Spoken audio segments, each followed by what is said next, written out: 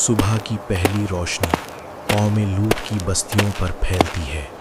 سورج کی کرنیں دیواروں سے ٹکراتی ہیں، گلیاں شانت ہیں۔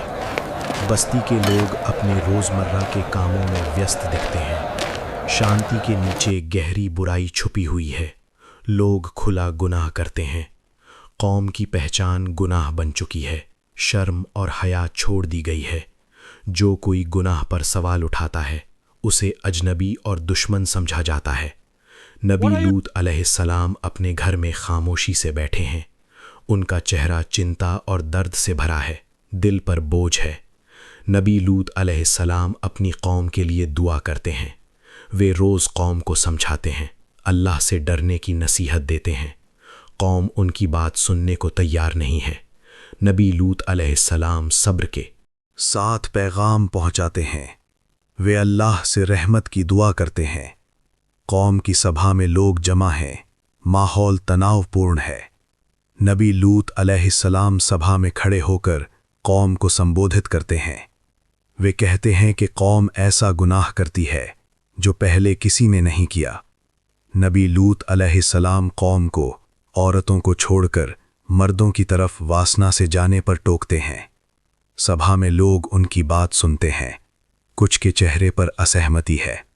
نبی لوط علیہ السلام کی آواز میں درد اور آخری پکار ہے۔ سبھا میں لوگ نبی کی بات پر ہنسی اڑاتے ہیں۔ لوگ تانا مارتے ہیں، کہتے ہیں لوط اور اس کے گھر والوں کو نکال دو۔ لوگوں کے چہروں پر گھمنڈ اور انکار صاف دکھتا ہے۔ پوترتا انہیں بوجھ لگنے لگی ہے۔ گھمنڈ نے دلوں کو اندھا کر دیا ہے۔ شام کا سمے ہے۔ نبی لوط علیہ السلام کے گھر میں بے چینی ہے۔ ہوا میں عجیب سا بوجھ ہے۔ ماحول گمبھیر ہے۔ کچھ مہمان انسانی روپ میں نبی لوط علیہ السلام کے گھر آتے ہیں۔ نبی لوط علیہ السلام مہمانوں کو گھر لے آتے ہیں۔ ان کا دل ڈر سے بھر جاتا ہے۔ نبی لوط علیہ السلام اپنی قوم کی بری حرکتوں سے واقف ہیں۔ قوم کو مہمانوں کی خبر ملتی ہے۔ لوگ جھنڈ بنا کر گھر کے باہر آتے ہیں۔ لوگوں کے چہروں پر بے حیائی اور ضد صاف ہے۔ نبی لوط علیہ السلام گھر کے باہر قوم سے کہتے ہیں، اللہ سے ڈرو، میرے مہمانوں کو ذلیل مت کرو۔ یہ آخری چیتاونی ہے۔ ماحول تناؤ پورن ہے۔ گھر کے اندر فرشتے اپنی حقیقت ظاہر کرتے ہیں۔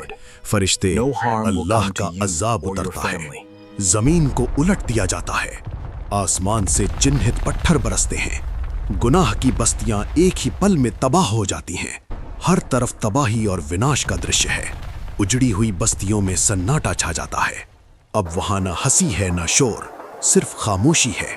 سناٹا اور عبرت کی فضا ہے۔ ہر طرف بربادی کے نشان ہیں۔ قرآن کہتا ہے، اس میں سمجھ رکھنے والوں کے لیے نشانیاں ہیں۔ انتم نصیحت دی جاتی ہے کہ یہ کہانی صرف اتیت نہیں ہے، ہر دور کے انسان کے لیے چیتاونی ہے۔ اللہ ڈھیل دیتا ہے مگر پکڑ یقینی ہے۔ کامیابی اسی کے لیے ہے جو اپنے رب سے ڈرتا ہے، پیغمبر کے پیغام کو مانتا ہے اور پاک زندگی اپناتا ہے۔ کہتے ہیں، ہم تمہارے رب کے بھیجے ہوئے ہیں۔ فرشتے نبی لوط علیہ السلام کو آشواسن دیتے ہیں کہ قوم نقصان نہیں پہنچا سکتی۔ فرشتے حکم دیتے ہیں، رات میں اپنے گھر والوں کو لے کر نکل جاؤ، پیچھے مڑ کر مت دیکھنا۔